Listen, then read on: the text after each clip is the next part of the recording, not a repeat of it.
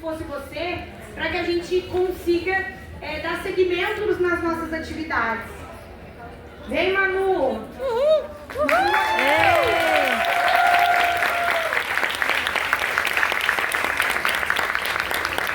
Eu queria falar da pesquisa, mas eu quero que a Manu esteja aqui, porque ela pensou na pesquisa junto conosco.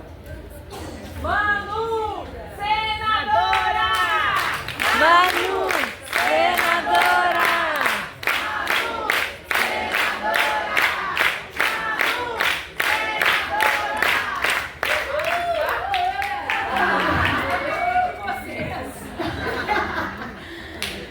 Gente, já estava previsto a chegada da Manu aqui para estar com a gente. Eu vou falar muito breve, porque eu quero que a Manu feche esse nosso encontro, porque a gente ainda tem que tomar café juntas. Vocês viram que ali fora tem um círculo para a gente conseguir conversar entre nós. A gente tem adotado como uma política do Instituto Se Fosse Você esses momentos de cuidado entre as nossas mulheres, então por isso que a gente deixou ali uma roda para depois quem quiser sentar, conversar, fazer trocas entre nós, e a gente também vai ter café. Outro ponto que eu queria colocar é que a gente vai ter ônibus saindo daqui, indo direto para a abertura do Festival Mulheres em Luta. Fiquem tranquilas, porque vocês vão chegar lá, a gente da equipe vai estar junto nos ônibus também, para que a gente consiga estar na nossa mesa, na nossa grande mesa de abertura que vai dar aí o pontapé nesse nosso encontro que é muito bonito. Bom, tu foi muito citada aqui na mesa, Manu, por diversas vezes, pelas nossas professoras que estão aqui, e por nós, por mim, pela Paula também, mas esse momento ele é importante porque a pesquisa que o Instituto Se Fosse Você fez nesse último período nasce muito do encontro e da conexão que as mulheres têm na figura da Manu. A Manu já foi citada aqui como uma das mulheres e talvez a mulher mais atacada do Brasil por ocupar a política. E que teve o seu processo de... não saiu da luta, né? Mas saiu da política institucional, porque ela vai falar melhor do que eu sobre isso, mas por muitas vezes as nossas mulheres são muito violentadas e pressionadas dentro das casas legislativas. E o Instituto Se Fosse Você nasce em 2018, após a Manuela ter concorrido, inclusive, à vice-presidência do nosso país, num grande desafio na eleição que elege a extrema-direita e pensa que a violência política com a organização dos grupos de ódio naquele período estavam ainda mais fortalecidas. Nasce o Instituto e a nossa história nesse processo do que a Manu vivenciou naquele período.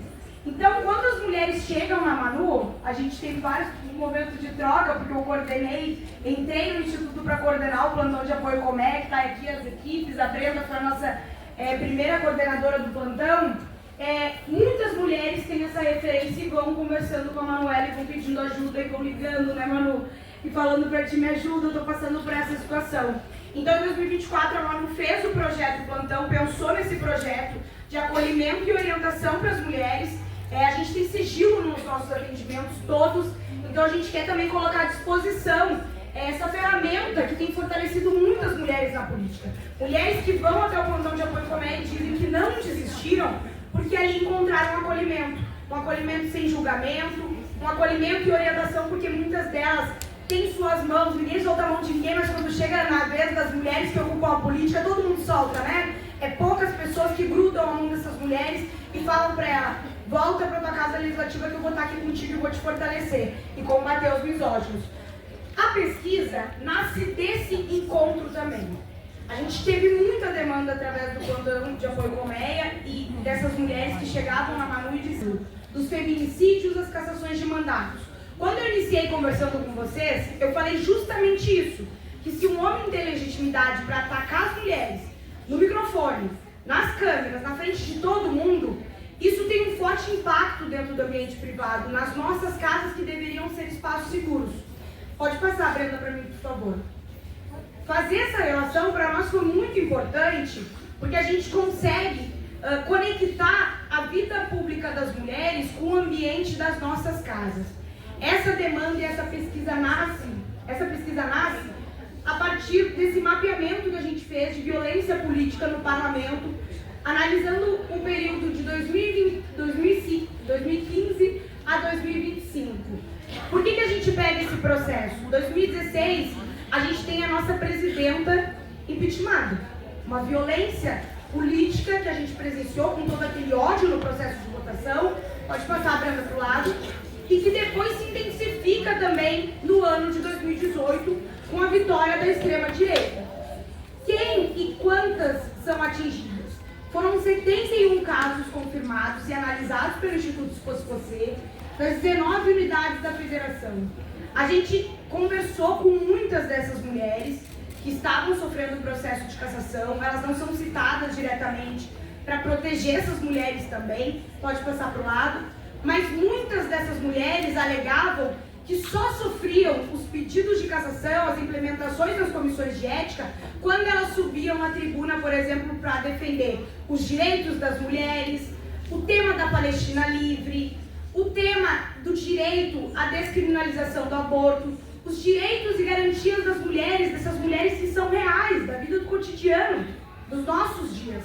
E quando elas subiam na tribuna para fazer algum discurso nesse sentido, logo após elas sofriam algum tipo de retaliação.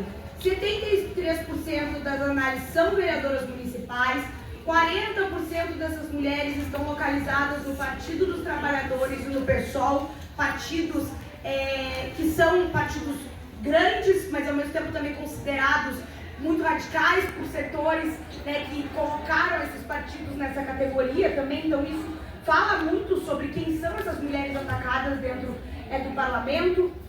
E o perfil dessas mulheres, em sua maioria, são mulheres negras, que acabam tendo os seus os ataques predominantemente partem de posições masculinas, conservadoras, no espectro político partidário. 78% dos articuladores são homens cisgêneros. 70% das iniciativas, prestem atenção nos partidos também que têm protocolado esses pedidos de cassação na comissão de ética. Estão ali o partido do Bolsonaro, PP, MDB, União Brasil e PSD.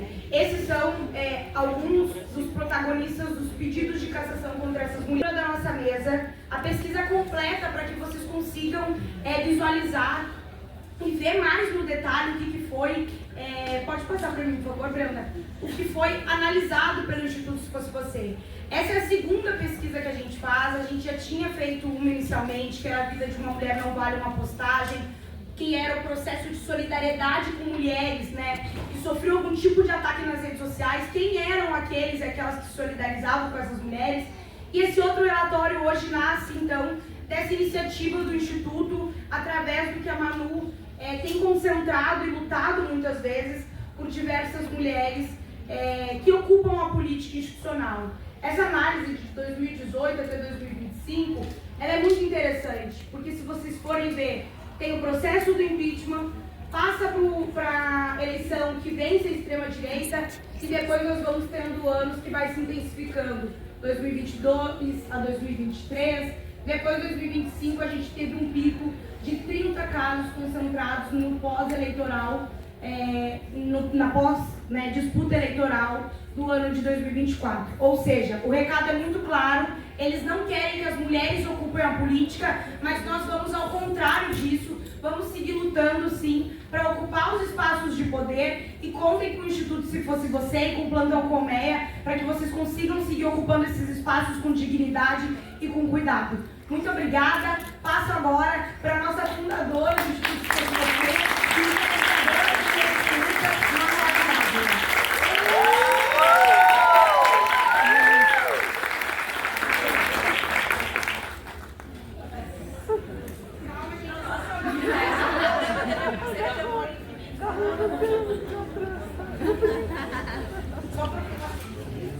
Oi, gurias, boa tarde.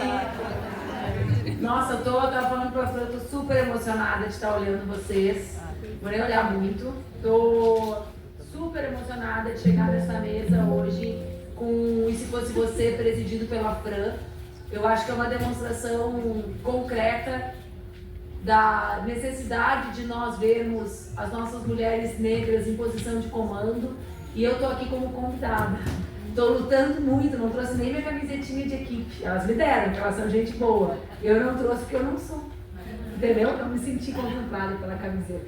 Mas eu quero dar um abraço, primeiro, para começar, muito especial em toda a equipe do Instituto Se Fosse Você, em nome da Fran, da Brenda, da nossa equipe de comunicação. Eu sei que uma parte da equipe já está lá na nave coletiva para receber, agradecendo o esforço, porque quando o Mel começa, fica essa beleza, mas a construção do festival é uma loucura e uma diversidade atrás da outra. E eu sei que vocês entendem, porque vocês são as mulheres linha de frente nos municípios de vocês, e vocês sabem que o dinheiro não chega direito, vocês sabem que é uma correria, vocês sabem que a gente realiza muito mais do que a estrutura permitiria realizar. Mas é que a gente fica tentando fazer com que a estrutura se adeque aos nossos sonhos, e não os nossos sonhos se adequem à realidade estrutural. Então, para mim, é uma coisa linda, conhecendo esse caminho, sabendo tudo que as gurias superaram desde março, quando eu me licenciei, principalmente nessa reta final, ver todas vocês aqui. A Fran já comentou tudo sobre a pesquisa, eu quero só trazer 2 ou 3 observações que são relevantes e que são conectadas, né? Não é mentira, eu não vou ler para não expor. Enquanto eu me deslocava entre o aeroporto e eu fui receber a nossa convidada da noite, a pesquisadora francesa que vai falar com a gente de noite, eu recebi uma deputada estadual que não vem porque está sob ameaça. Quando eu sentei aqui agora, eu fui olhar meu telefone, era um telefone não cadastrado, fui ver o que era.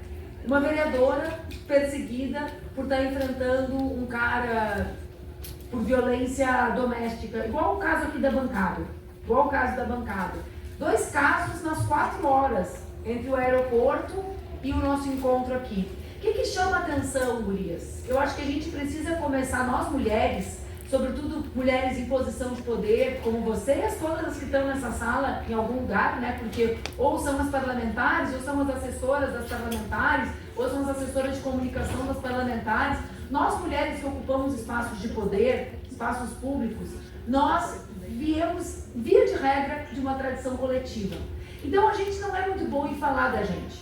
A gente não é muito boa em contar as nossas histórias. A gente não é muito boa em se imaginar também como indivíduo à frente de um processo histórico. Mas a verdade é que a explosão de eleição de mulheres super votadas, porque as nossas parlamentares que estão aqui, eu vi a Thalia, a Rosa que estão aqui na minha frente, a Maia, tudo campeã de voto. A mulherada é campeã de voto. A explosão dessas eleições também fazem com que as mulheres da sociedade crescentemente se vejam em vocês, se vejam em nós. Por que eu estou falando isso?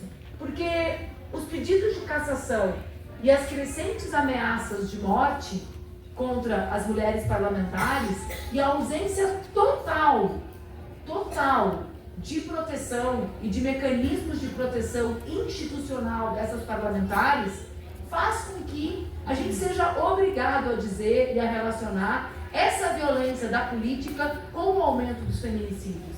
Porque às vezes, Rosa, a mulherada me olha e fala assim, tá, mas o que tem de especial no que a gente está vivendo? A gente vive num país que ameaça e mata mulheres todos os dias. Eu mesmo vivo num estado que cada vez que a gente faz o post sobre o número, quando a gente publica já está superado. Ela não é, Bruninha.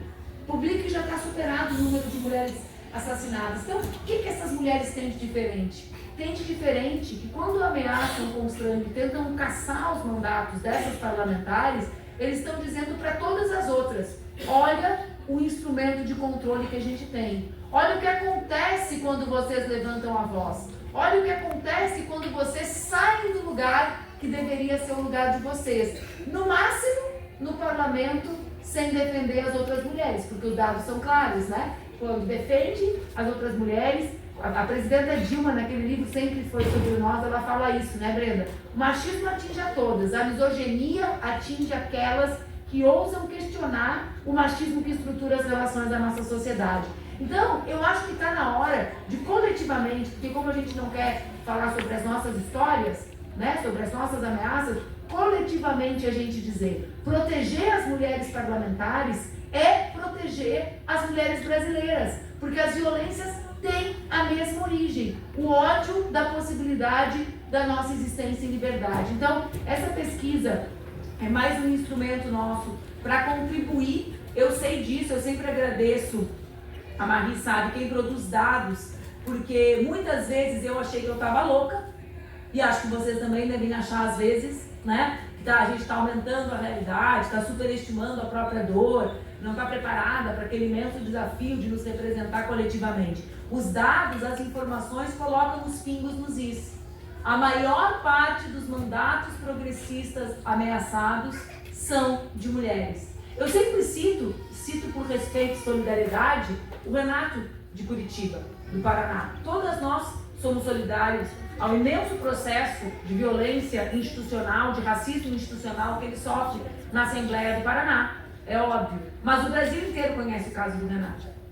Se eu perguntar quantas de vocês conhecem o caso da Fernanda Miranda, cara, lá em Pelotas, punida, a pessoa mais votada da história de uma das maiores cidades do Rio Grande do Sul, ninguém nunca ouviu falar.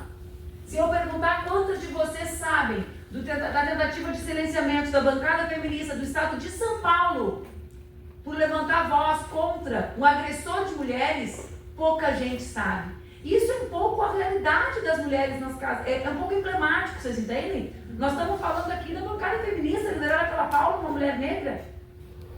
Então, percebam como essa questão é uma questão determinante na punição e na invisibilidade. E a gente está tentando colocar luz a esse problema. Eu espero que a gente tenha ajudado. Estava pensando, a Fran estava falando, eu estava ouvindo ela e pensando. A gente fez sobre as ameaças de morte, como elas repercutiram, a gente fez sobre as ameaças de cassação, mas a gente não tem ainda os dados de quantas são as mulheres parlamentares ameaçadas de morte. A gente não tem. Esse é um dado pra gente ir atrás. Brenda, já olhei pra Brenda, a Brenda até já me tirou o olho, porque a Brenda, cada vez que eu olho pra ela, ela fica assim, eu vou aceitar, mas eu não quero. Depois ela me manda assim, por que eu aceitei? Eu falo, fecha o olho, Brenda, e te lembra do mel. Você vai saber, tu vai encontrar no teu coração a resposta. Com aquela voz de autoajuda, eu mando áudio com a pra melhorar a situação da turma. Mas vejam só, então é um dado relevante. Todo dia tem uma, cara. Ontem foi o Luciano Diva em Porto Alegre. Quantas de nós não estamos ameaçadas de morte? Será que dá pra gente inverter a pergunta? Talvez dê. Talvez dê. E que termino com essa provocação para que a gente entenda o imenso desafio que teremos esse ano, o serviço que a Fran entrou pelo plantão, ficou no plantão e assumiu a presidência do Instituto. Por quê? Porque isso é central para a gente. O plantão é central para a gente porque a gente sabe quantas dessas mulheres ali têm vontade de largar tudo embora e a gente não pode perder nenhuma de nós. A gente não pode perder para a violência máxima que eles evocam permanentemente, trazendo a lembrança, a memória da Marielle, né? Mas a gente também não pode perder para a desistência da luta, porque eles tentam nos tirar de tudo que é jeito. Eu acho que juntas a gente resiste de tudo que é jeito. Um beijo muito grande. Vamos para o nosso segundo mel, né? Vai ser um sucesso maior ainda, e eu pretendo me divertir mais do que o primeiro, viu, Curias? Candidata agora, né, gente? Eu venho na situação de vocês. Quem é a candidata? Ó, eu venho nessa situação de vocês. Eu venho aqui para fazer luta, de ser cuidada, ficar feliz, né? Eles prometeram felicidade, não foi? Alguém disse que merece ser trabalho para vocês? Não. Felicidade, luta, organização, né? Eu vim para isso.